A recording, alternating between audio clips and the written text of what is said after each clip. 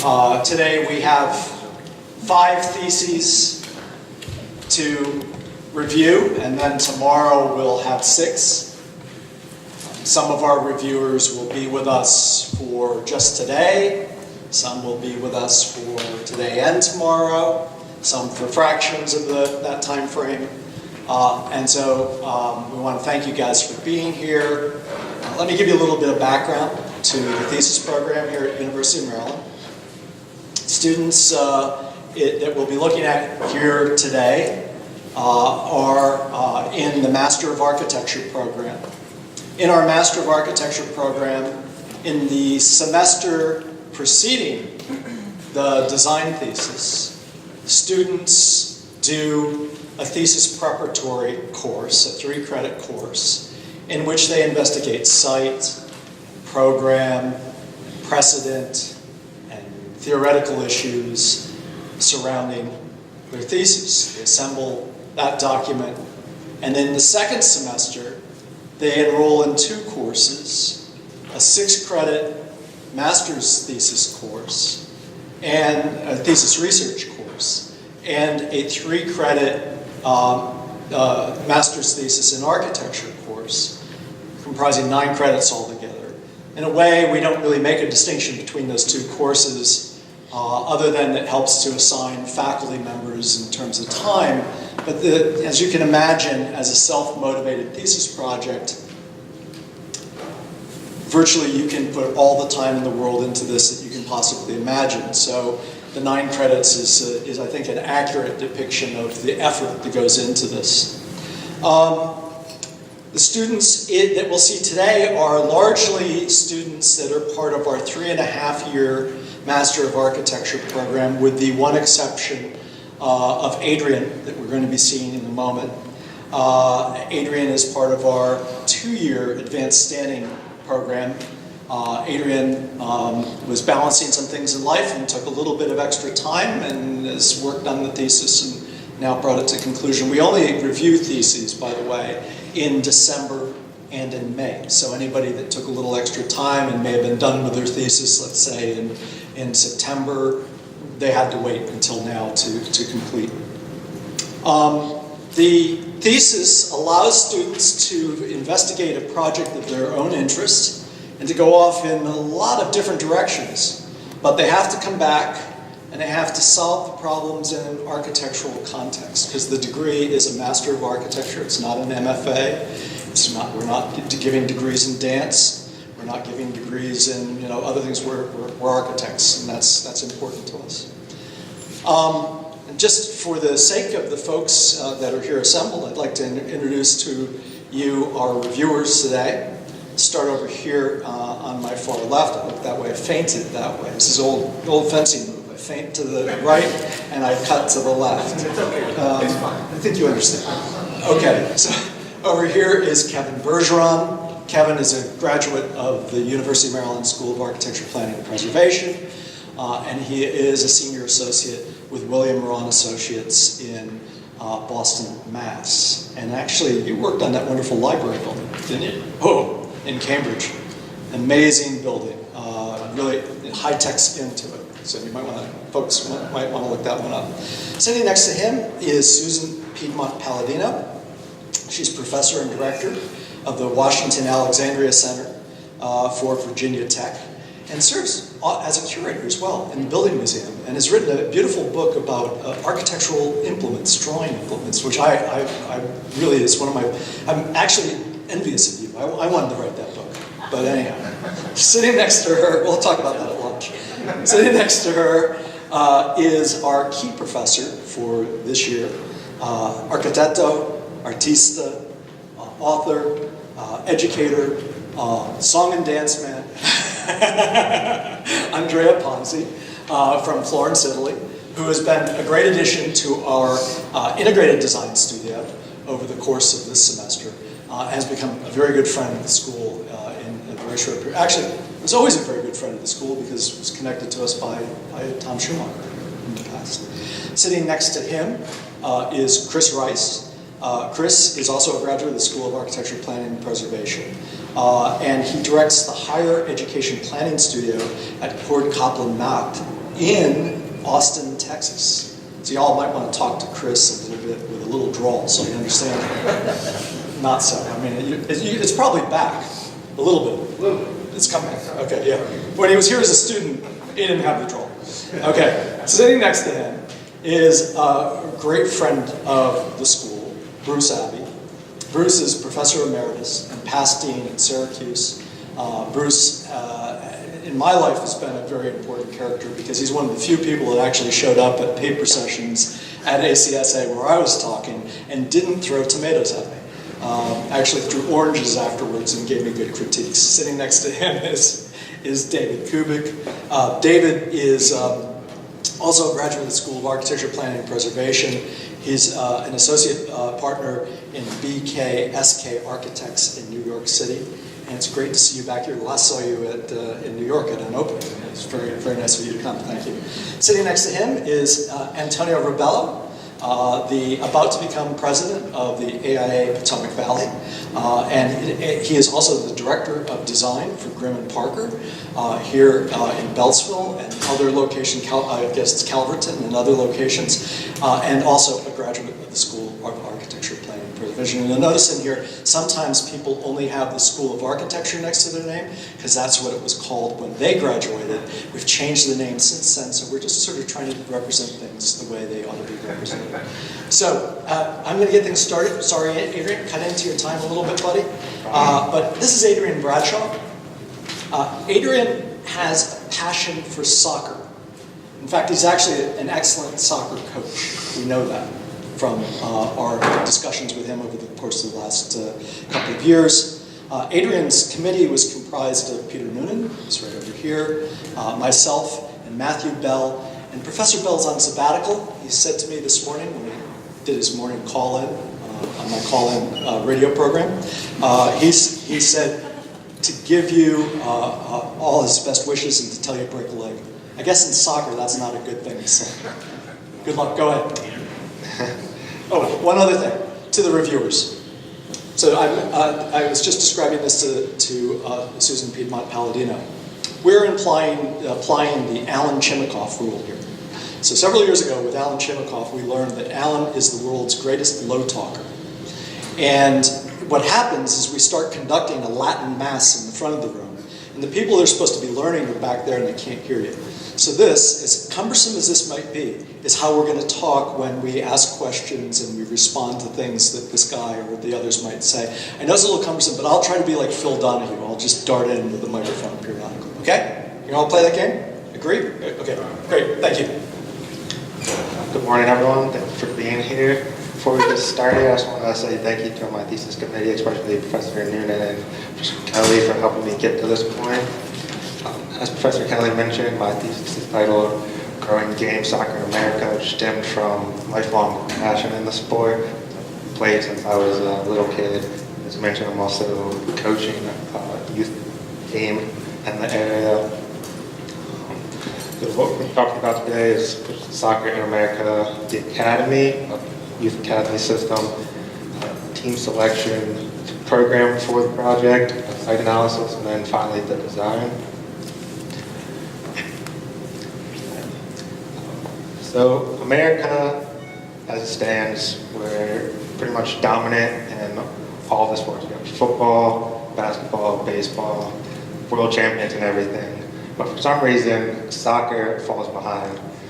A lot of people say because it hasn't been around as long, but it has started at the same time football did.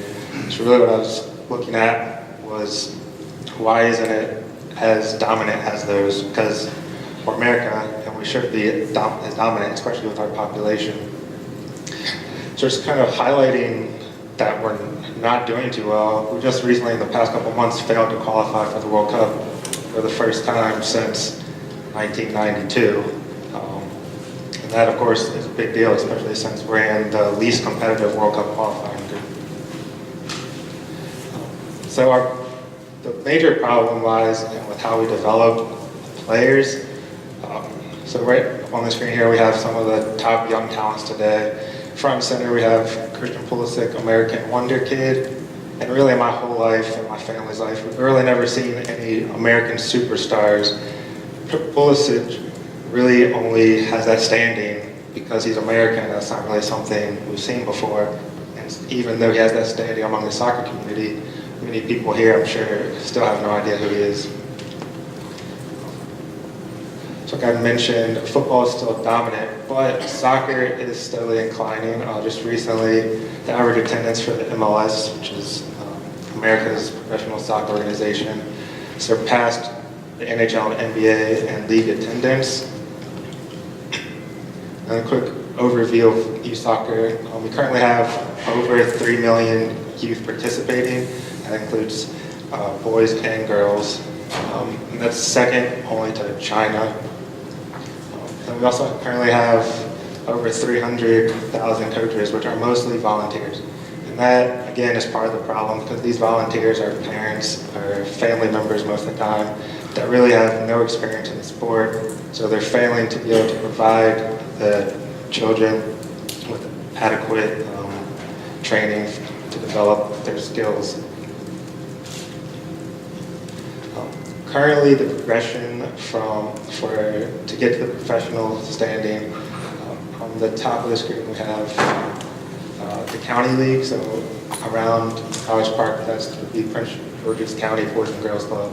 And that would be followed by participating in school soccer or a travel soccer team. And then if you're good enough, you make it to college soccer.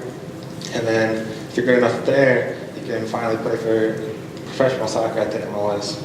A more adequate system would be going straight from the county league into a professional setting through a development academy. So another short standing of the NCAA is taking a look at the schedule. You really only get 3 months of soccer, competitive soccer, and even if you make it all the way through the final championship game, you're really only getting 4 months. Whereas an academy provides you with up to 11 months of competitive soccer for developing skill and technique. Some other benefits of soccer academy would be that it produces players for the national team, which is really the end goal of this project, is to develop a soccer academy for an MLS team that can look to the future and start developing players in America for the United States national team so that we can be more competitive. Besides providing players for the team, you're also providing economic benefit to the club through transferring of players to other clubs. So when looking for one of the MLS teams, of course, looking worldwide, the Northeast region has the most participation in the sport, basically as much as the west half of the country combined. And looking more specifically at the Delmarva region, Washington, D.C. is right up there, and one of the most interested in the sport and one of the most populated in the sport when it comes to youth participating in the game.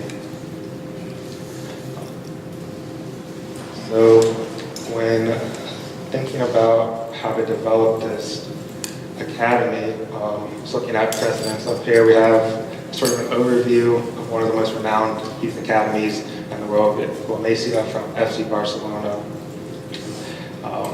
And what their system is they have a residential academy, which means that they provide the soccer education part, the training, the practices, but they also have a residence for players who are from out of the region to come and stay.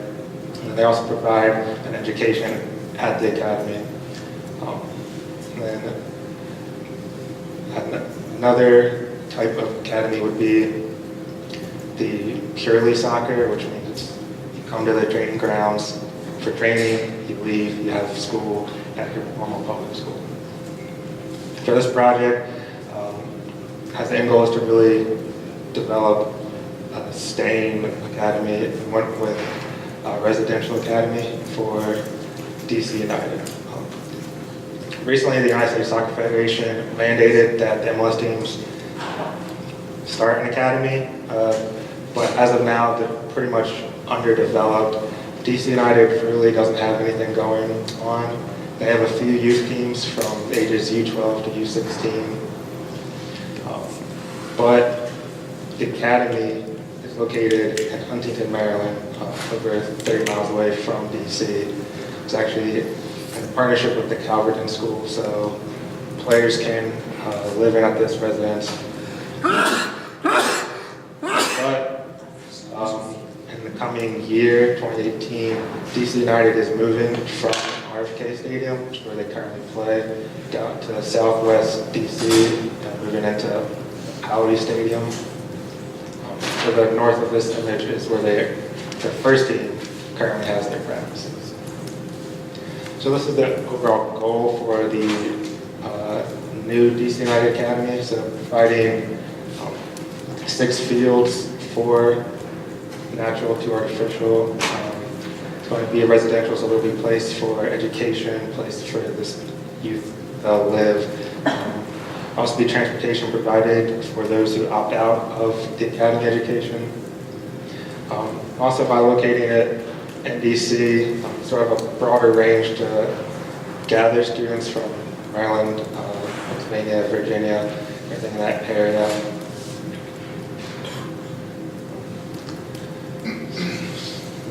Moving into a more specific program, of course the biggest constraint when looking at program is the field. They take up a lot of space, so looking for a site for this project, that's something to take into consideration. So this is University of Maryland's campus, Kelton Mall in the center. For reference, 6 fields is a little bit larger than the Kelton Mall, or takes up the entirety of Lockmore. Other than that, what needed to be provided for the academy was the weight room, the offices for medical staff, and the adequate fields. So as I mentioned earlier, DC United is moving to Audi Field in Southwest DC. So that leaves the RFK Stadium site vacant. So let's look at quadrant 7 or Ward 7. So this is a zoomed-in map of the site, and a little bit closer look. The specific site, which is the RFK Stadium site, is about 190 acres. Looking at the land use surrounding it, it's mostly residential, and then onto the west, and just open space to the east for the water, but that open space is currently just parking lots. Making sure I had to make sure there was adequate transportation before, so looking at the bus route and the metro, you can see that there's plenty of stuff within distance to be able to walk to the site. As mentioned before, there's a large space around the stadium. The topography is sloping down into the water, which creates a little bit of a problem and flooding as the site sort of lies about halfway in the floodplain, so that's something to think about. And then, like I mentioned earlier, about 80% of the site currently is impervious surface, which is mostly parking lot, RFK Stadium program. This creates a problem for runoff, as the runoff from ice rain and things like that go unmitigated straight into the water. One of the cautions for the Anacostia Waterfront Initiative is to just have a 20-foot setback. Just mapping that out, which was easily achievable with how large the site is. One of the opportunities was to be able to extend the law and fault plan, extending that grid, and then emphasizing East Capitol Street again as the main entrance of the city, with Independence and Constitution Avenues as the secondary axes. So now moving into the design portion, started by looking at a bigger scope. So again, the main axes for the monumental core is East Capitol Street, which currently runs, would be an imaginary line straight through the stadium, and it ends at the Lincoln Memorial. Zooming out a little bit, so we have East Capitol Street still as that main axis, but Independence and Constitution sort of act as a boundary for that monumental core. At this point, ending at the Capitol. And then I sort of noticed this symmetry along about Lincoln Park. So going forward, adding a cultural building to sort of mimic the DC Armory. So just looking at the progression from existing to what's happening now. So we have the existing site, start by sort of reorganizing the grid, and then what is the massing that I'm proposing, and then sort of the more immediate, looking at the more immediate site of the project. So sort of that progression again, because RFK Stadium takes up a large chunk, it also leaves a large sort of crater space you see in the first two images. So one of the solutions for that was to sort of terrace it down, sort of take advantage of that sunken area that's already there. So again, the program parts of the site actually included an indoor training area. So that would be this highlighted zone for inclement weather conditions. Then we have the training facilities, the weight room, the medical offices, and the staff offices. And then to the north of the site is the residence for the academy kids.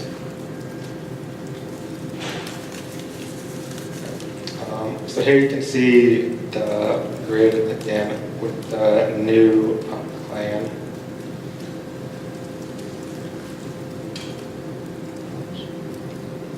And again, wanting to emphasize that, so removing the RFK Stadium, and instead of placing something in the center, that's something that would be there would have to be rather prominent, such as the Capitol or the Lincoln Memorial. Instead, spreading out the academy to the north and having other mixed use to the south.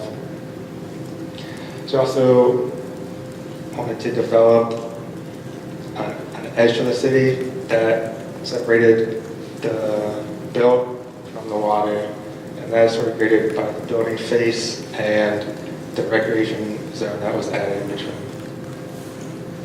And then the three parts coming off of the main axes that allow you to get from the city down to the waterfront. Sort of to emphasize those axes, looking at creating strong corridor edges of mixed-use commercial buildings, which really only open up at the new cultural area or the new academy fields. And then an overall look at the new building use. So again, adding more mixed use because the area was lacking in commercial. So sort of bringing new development to liven up that area, which was previously empty because of all the parking lot, in an attempt to bring people around where the academy would be located. So on the recreation front, we have areas for sports, tennis, basketball, baseball, and beachfront area.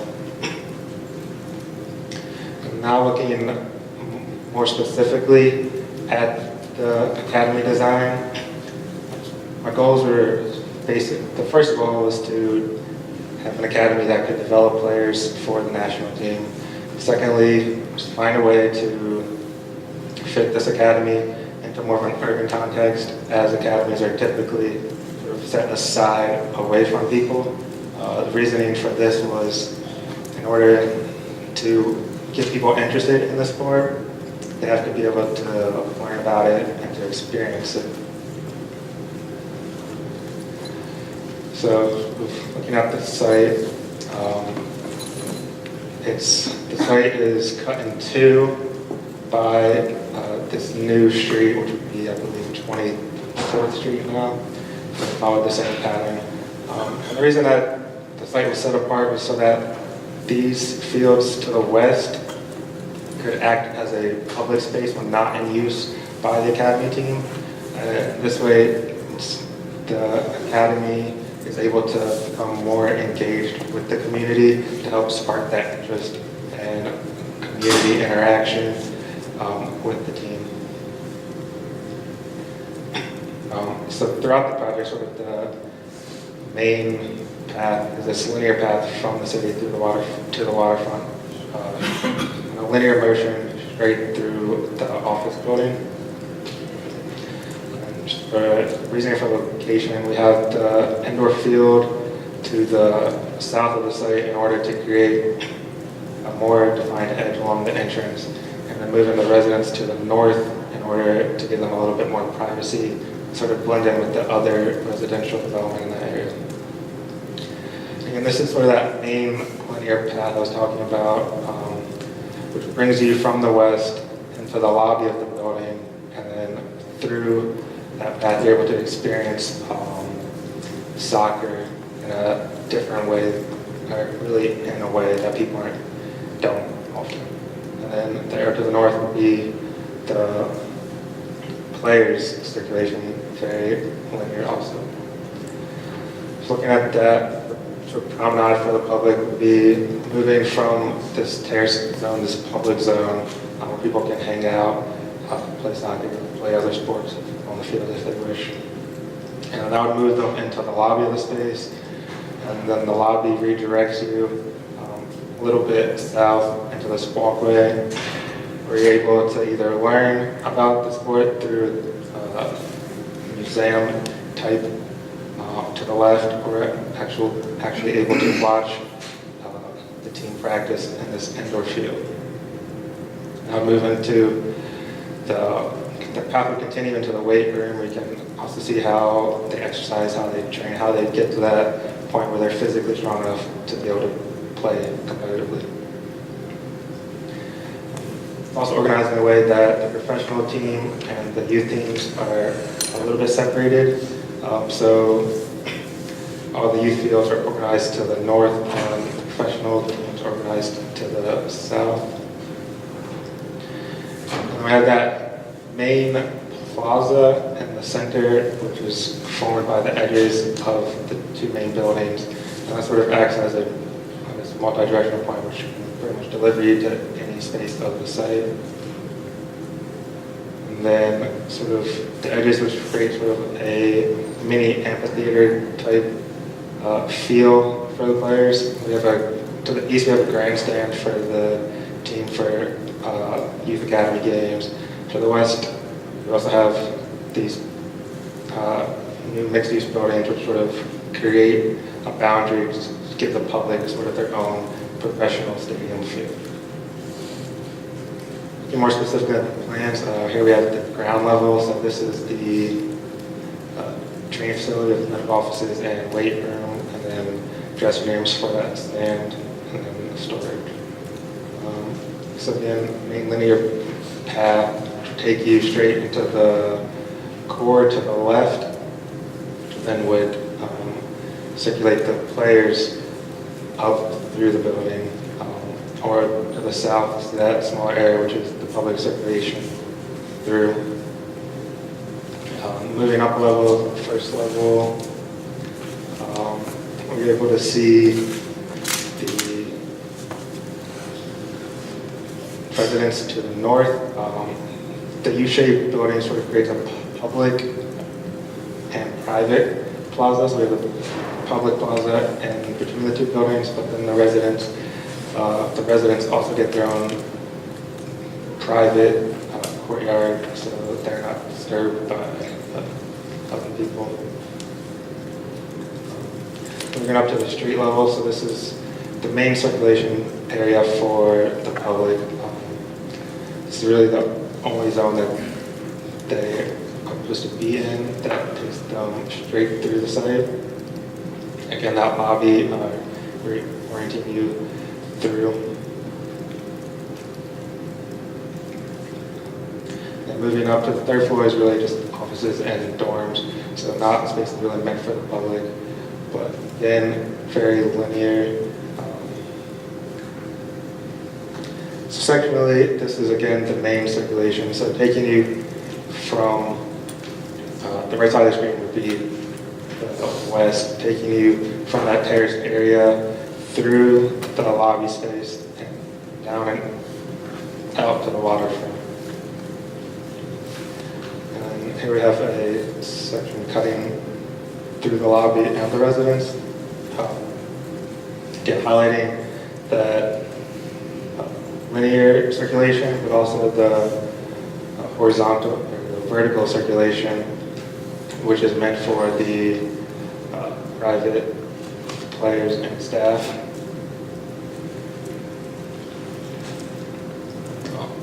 So we're looking at the indoor field. We have sidewalk leading you into the lobby from a different angle, while not the prominent axes through the site. It's important that you're able to draw people in from any direction.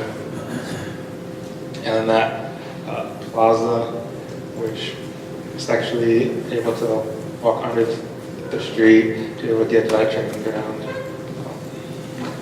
10 field offices and sort of the structure.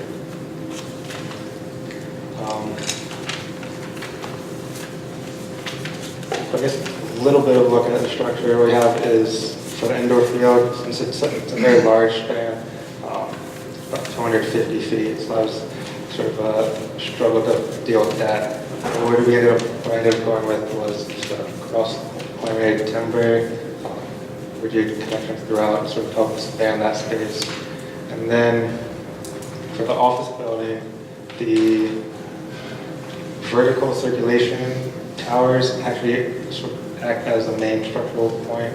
They're massive, which hang trusses from the top level, and then the following floors are hung from that truss. The reason it's split apart is to sort of mimic that motion from the city to the waterfront. Just get that separated. A closer look so you can see what's going on with the structure.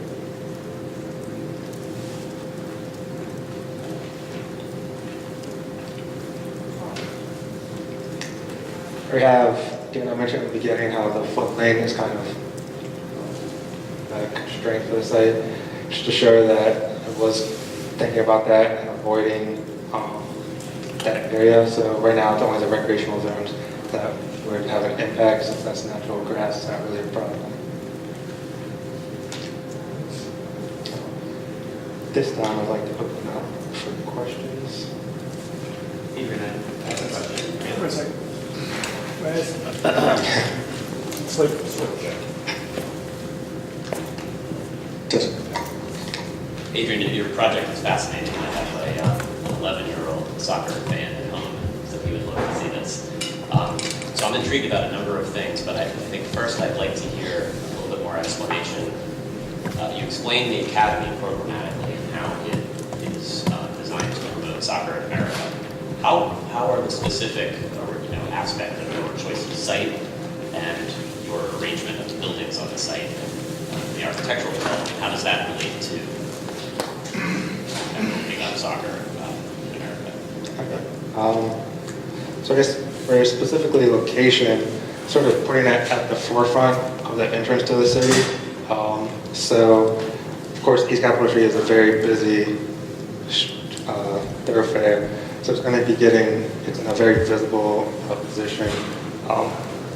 But again, with that, I guess it's mostly focused around the new site development. So that's bringing a lot of people into that area, a lot of apartments and such.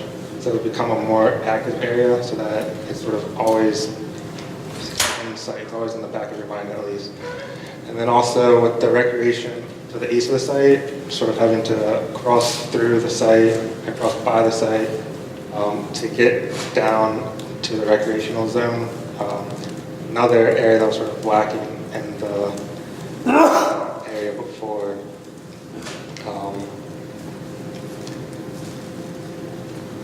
Sorry. That answer your question? It's a start. Okay. So it's at a prominent frontal.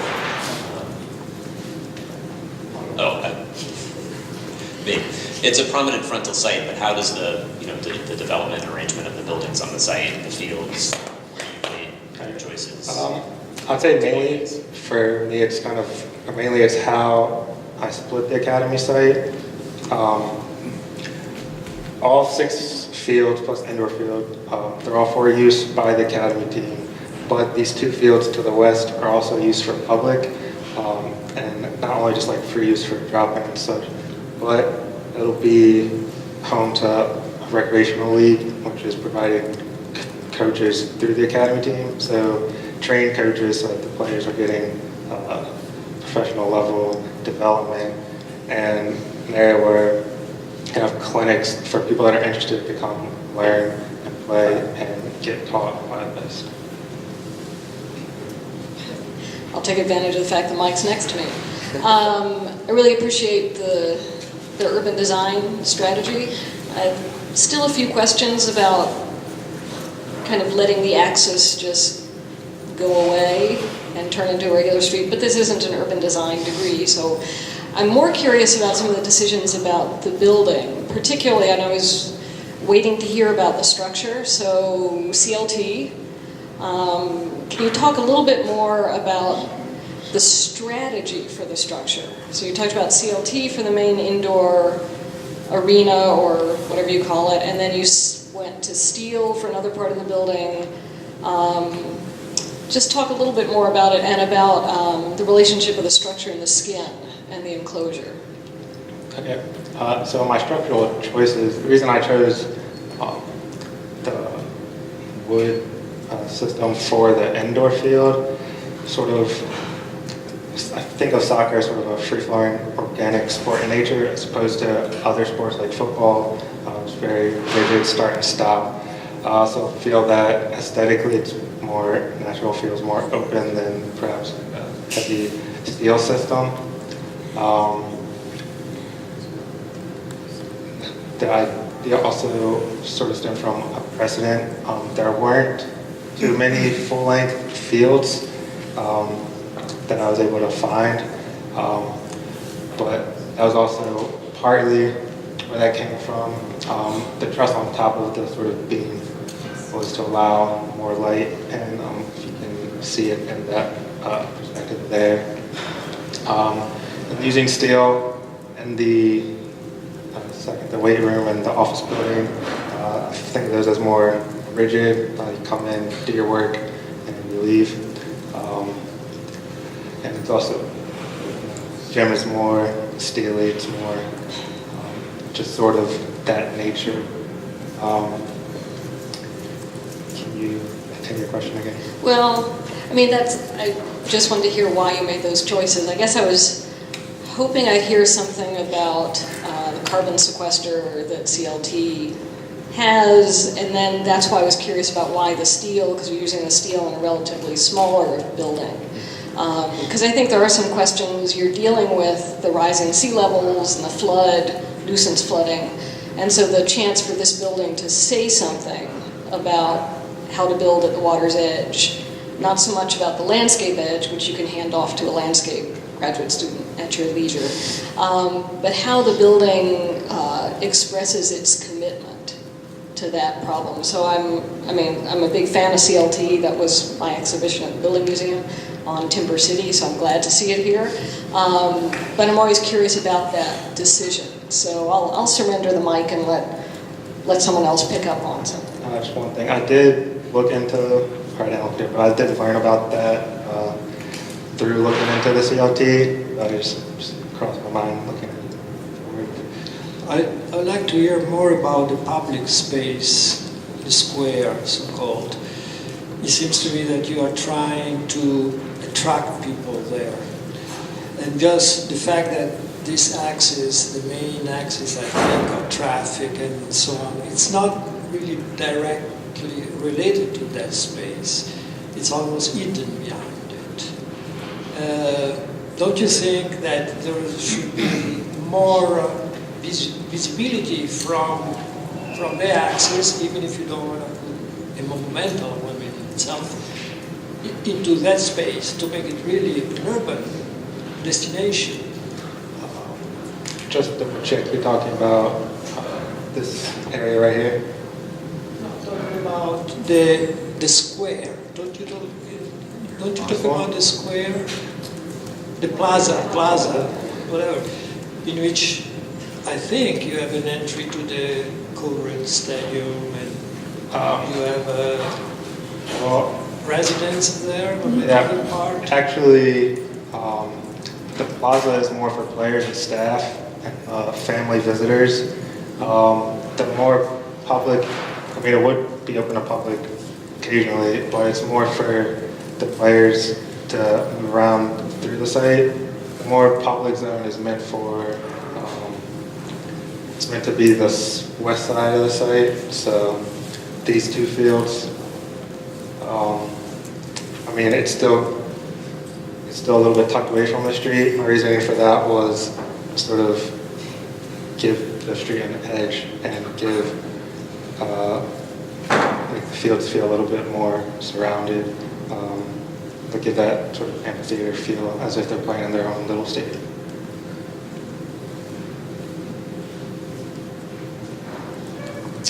So I have a couple of questions, and depending on how you answer those, I may or may not have other questions after that.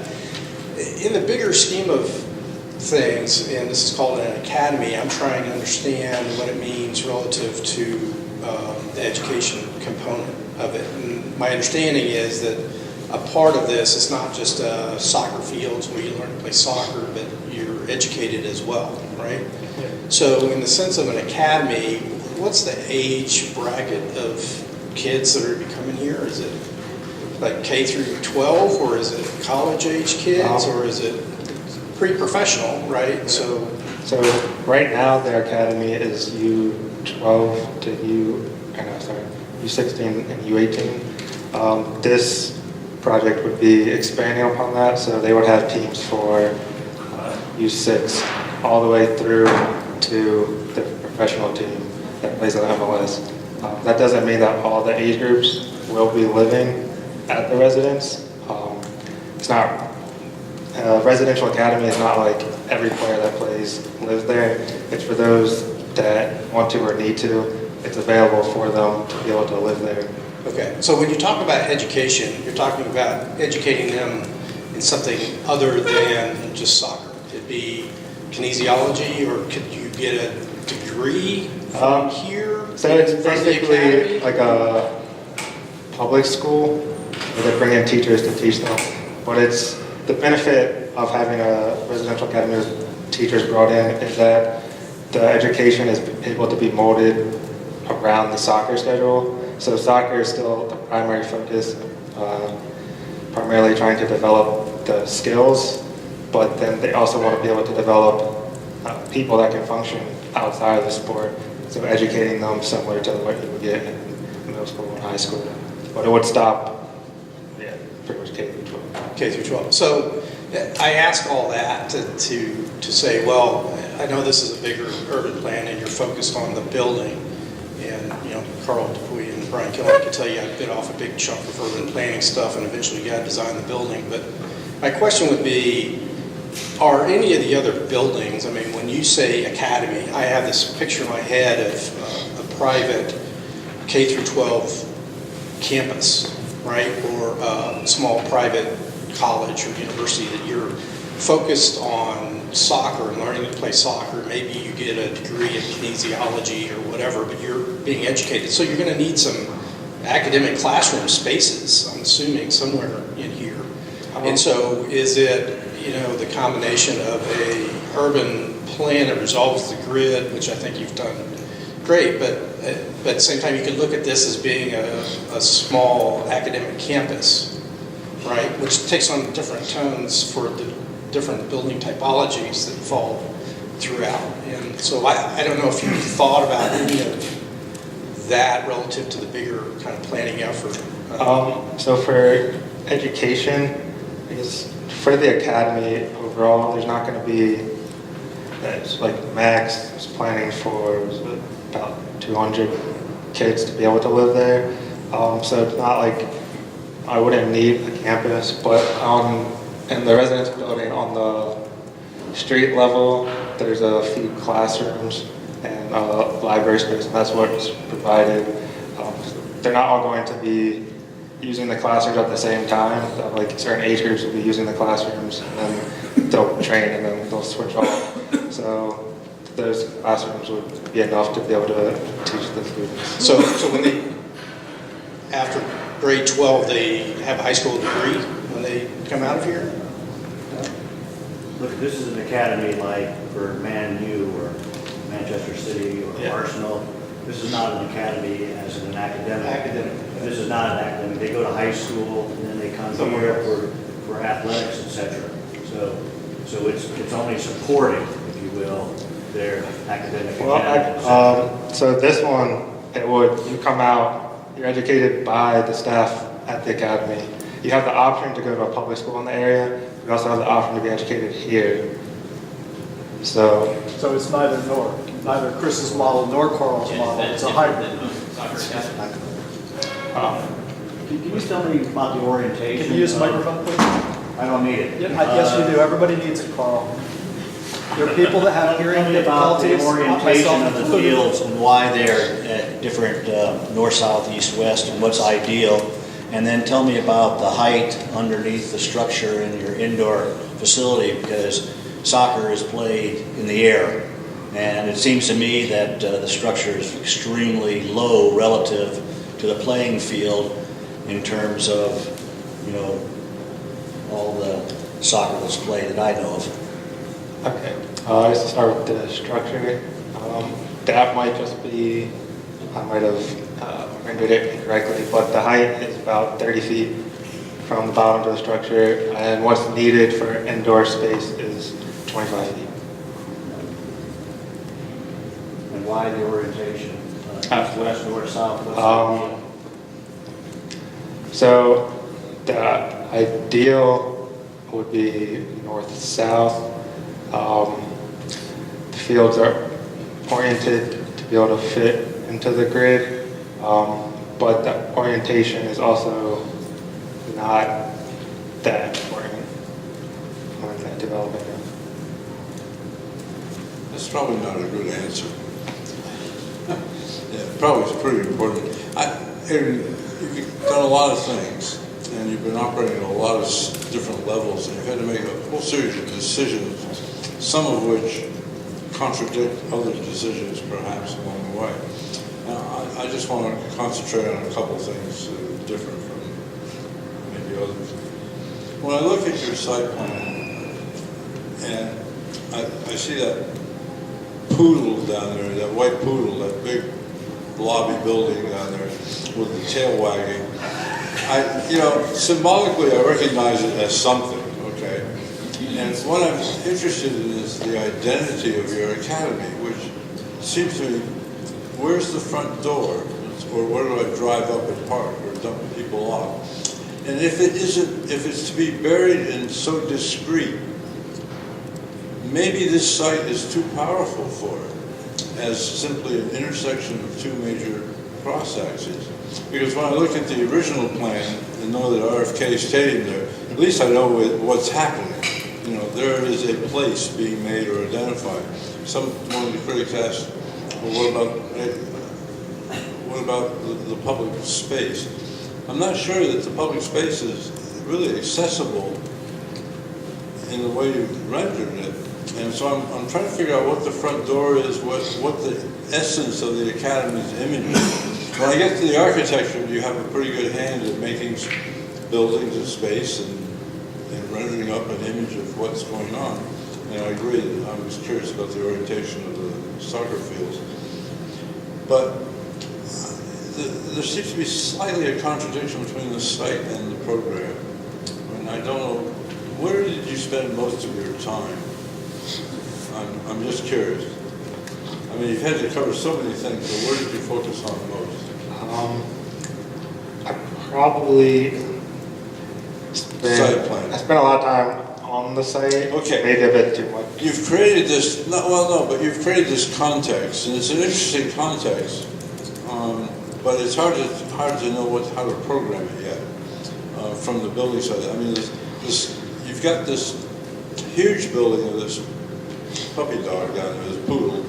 You've got the housing projects, which are actually quite delicate, which is most of the fabric of the city. And you've got a series of buildings that are intermediate scale. They're fairly wide and fat.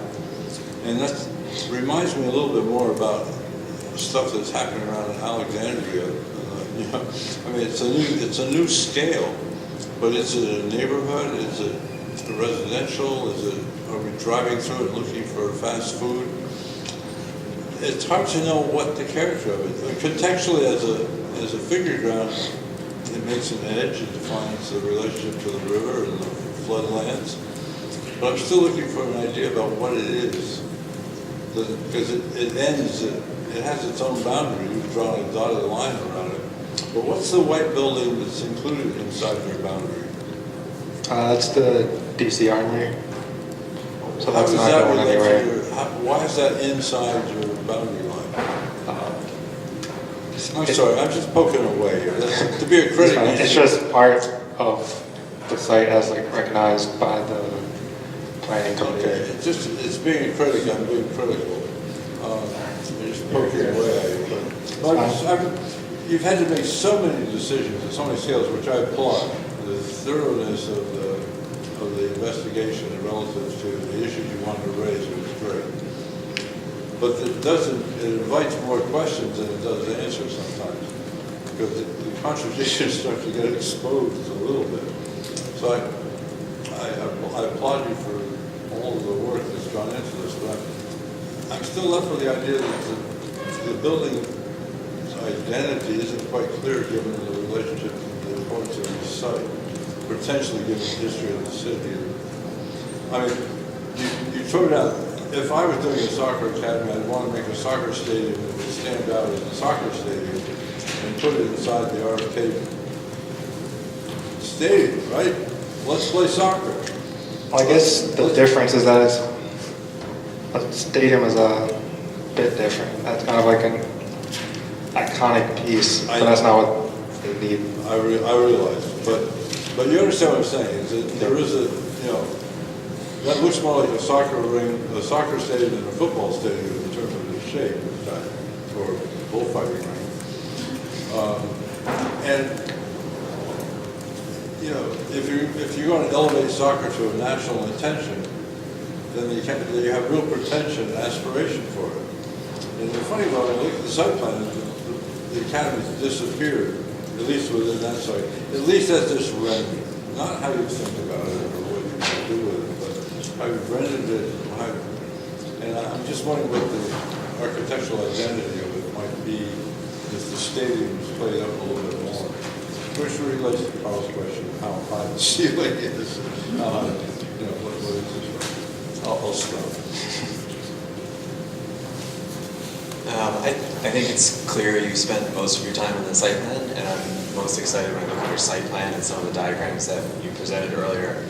I think the premise of splitting the fields into kind of two areas, one that's focused on the urban environment and then everything else along the river is a perfectly fine premise, but now when I get to these plans, I wish you could take some of those thoughts and actually show them a little more in terms of the material and your experience on these plans, which maybe I'll just stand for a second. But so I'm looking at this axis through here, and I want to know what that experience is. Like, what are these materials? At what point do you go from hardscape to softscape? Like, I find that edge super strange. Like, I'm gonna fall off into the grass. I just want to know what this kind of mysterious green tone is. I think that's a real opportunity with your site plan in terms of talking about drainage and runoff and when it floods, what happens, and pulling in the public both from the urban side and that path along the river. I wish I could see the path on the plans and just how you intend to blur the lines between what is public and what is part of the academy. I think that you've set up this premise, it's a good one, and now you have to kind of find ways to let the architecture tell the story a little bit more. And I just wish you could see more of that detail in those plans. And then this perspective right above the site plan, I like what you said earlier about soccer being kind of a free-flowing sport. It's a little less rigid in the way that it's played. But I think you could take that into the building identity as well. It feels a little strange to me that the residence is of such a different language than the stadium and major building to the left. To me, I think you can almost treat this like it's one building and the architecture is its language is just sort of hopping from one space to another, very free-flowing, connected, and that just because it's residence, it doesn't have to look so residential in a kind of predictable way. It can have a flat roof, it'll be fine. So I think those are kind of ways to reinforce things you've said. Adrian, I want to commend you for doing quite an interesting project from my perspective. I love soccer. I actually see my team there, Porto, right? So I can talk soccer all day long. And I actually tell you, I think that you spend most of your time on the research and not so much on that, actually. It sounds like you're having a lot of fun. And growing up with soccer, knowing academies, these are incredibly exclusive facilities. The best of the best get in. And they are meant to be engines of the super players.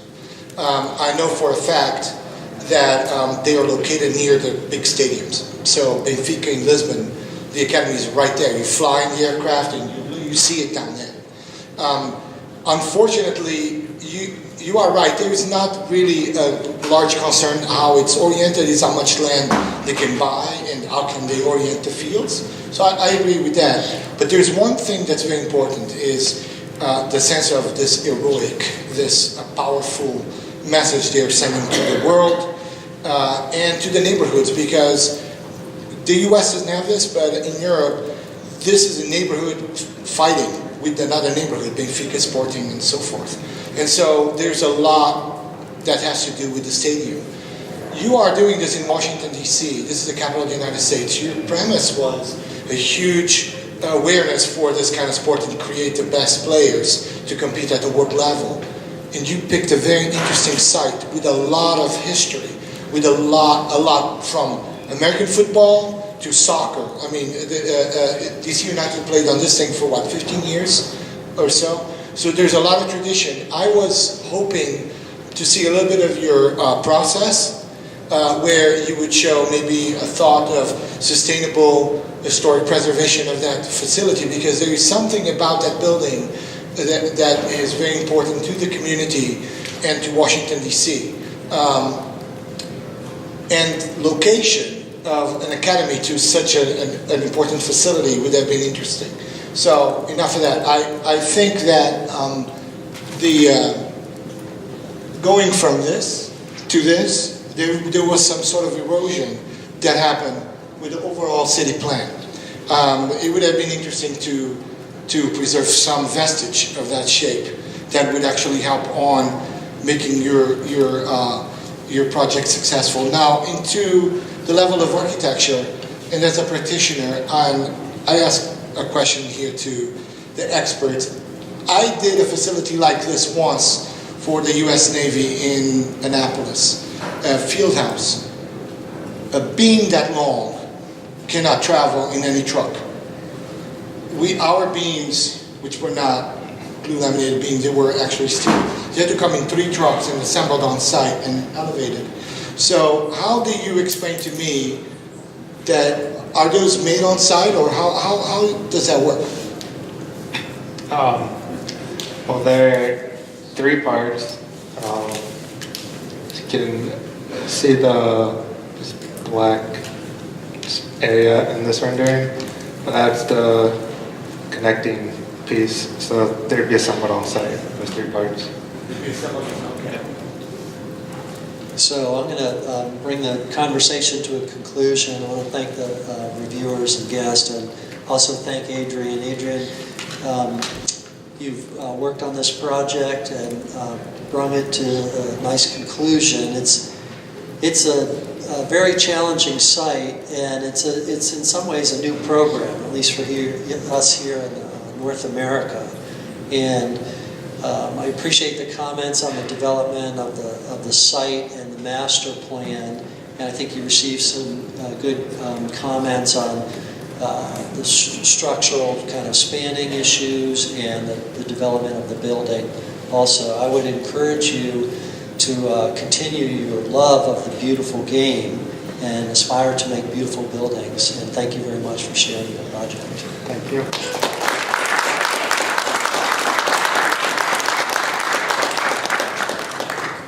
Great, Adrian. Congratulations.